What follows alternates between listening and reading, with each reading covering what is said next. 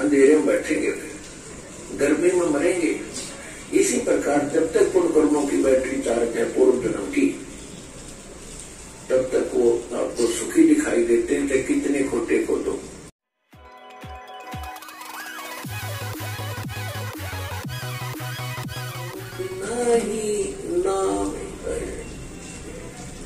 कहते हैं चाहे कितना बीमार व्यक्ति हो, रोगी हो, कोट भी लगा हो, यदि वो भक्ति करता है, सत्य भक्ति करता है, तो उसका रोग भी ठीक होगा, उसको मोक्ष भी मिलेगा।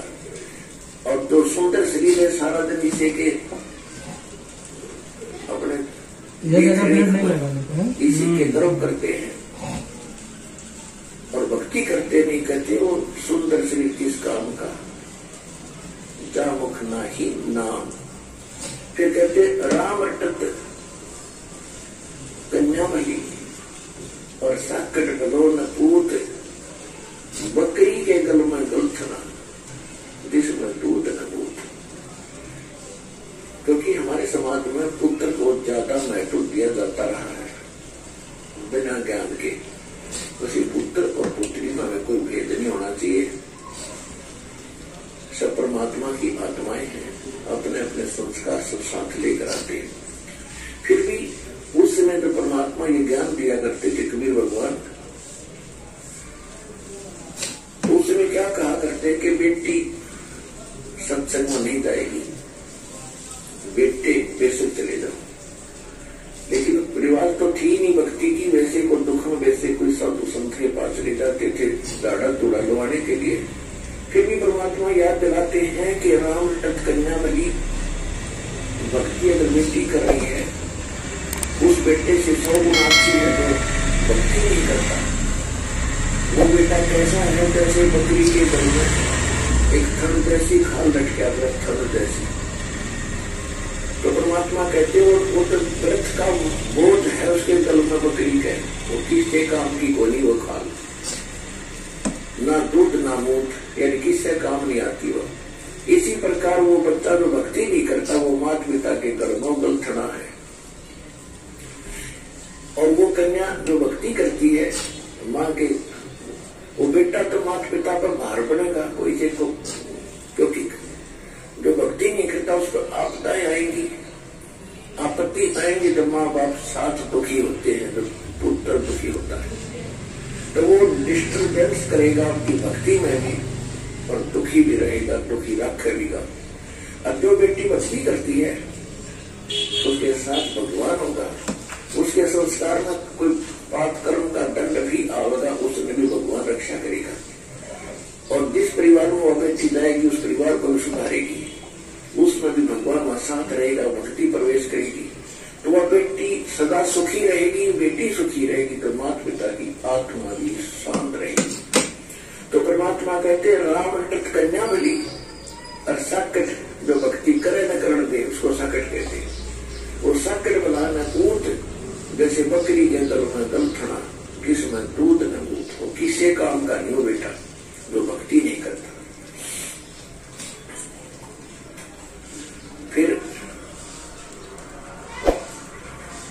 परमात्मा कहते हैं जिव्या तो वाहे भली, जोर ते हरि नाम, नहीं तो काट कर फेंक दियो, ये मुख में बोलो न। इस जिज्ञा का कितना योगदान है हमारे लिए, यानी खारा मीठा साख है, खाना खाने में सहयोग देती है। तो परमात्मा कहते हैं यदि इस जुबान से, इस जिह्वा से परमात्मा का नाम और परमात्मा की महिमा नहीं बोली जाती तो इससे अच्छा तो इसमें निकाल कर काट कर फेंक दे वो बढ़िया, क्योंकि मुख को सबसे पवित्र अंग माना जाता है। और ऐसे पवित्र अंग में कहते इस काम की कति जरूर जीव की। अपने आत्मा ये सोच लेना परमात्मा क्या संकेत कर रही है कि मनुष्य जीवन कितना कीमती है और इसमें भगवान की भक्ति कितनी आवश्यक है। यदि भक्ति नहीं करता तो इस जुबान से कोई तगड़ा है, ताकतवर है, गरीब को कोई ऐसा वचन कुवचन बोल देगा उसकी आत्मा रोती रहेगी, क्योंकि उसका संघर्ष तो कर नहीं सकता, ताकतवर है तो उसकी आत्मा दुखाती उस जीव रूपी तलवार ने उसका अटैक कर दिया, या किसी की निंदा करके लड़ाई करवाओगा, या किसी की गलत गवाही देकर पाप का भागी बढ़ेगा। तो कहते इससे अच्छा तो भगवान या जीव कट जाए जो भक्ति नहीं करते, तो भी कुछ पाप से बचे रहेंगे। तो इससे समझना भगवान हमें क्या संदेश देना चाहते हैं।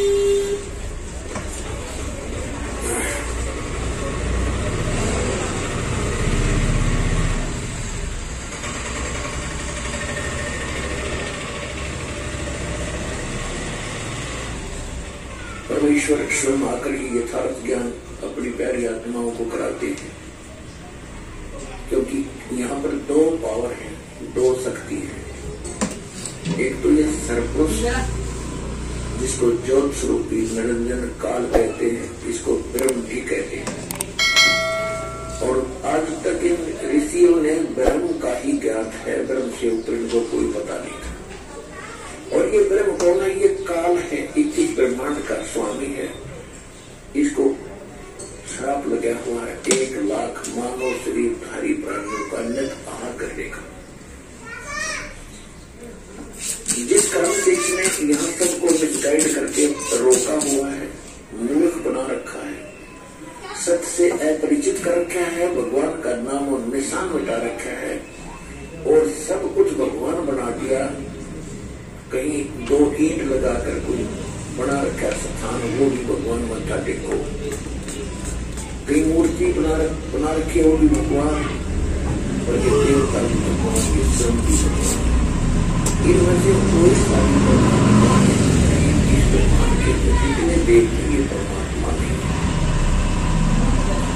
परमात्मा यही तो काम बिगड़ा पड़ा था कि हमने भक्ति मार्ग का कैक है भी पता नहीं, कैक है इंक्लूडिंग ब्रह्मा विष्णु महेश, ब्रह्मा विष्णु महेश को भी, और ऋषि में ऋषि तो सतयुग से लेकर आज तक जितने ऋषि हुए हैं जिनको अपने पहुंचे हुए माना करते, इनको भक्ति मार्ग का कैक है पता नहीं।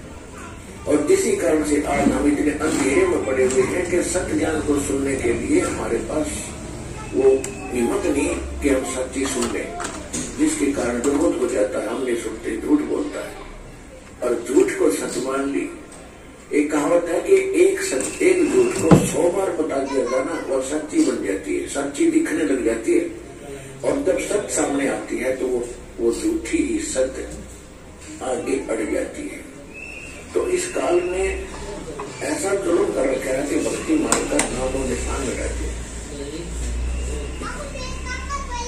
अब भक्ति कौन से भगवान की करे? ये परमात्मा नहीं, बताओ। और हम इनको सुप्रीम पावर माने बैठे थे। ब्रह्मा जी, विष्णु जी, शिव जी। ब्रह्मा जी की तो पूजा करते नहीं थे, लेकिन किसके? विष्णु और शंकर जी के। इनसे कोई पता नहीं था, शिव को ऋषि एकाधा कोई ऋषि करता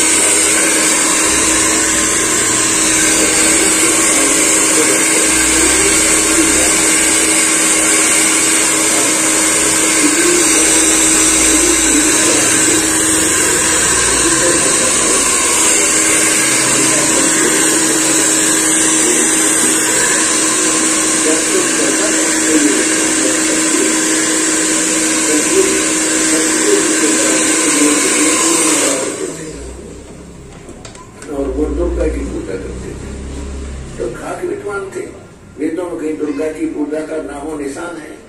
चारों वेदों का सारांश श्रीमद् भगवद गीता है। श्रीमद् भगवद गीता में दिखा दो कि रामकृष्ण की पूजा का जिक्र हो या दुर्गा की पूजा का कहीं भी वर्णन हो। तो ये खाक विद्वान थे, वेद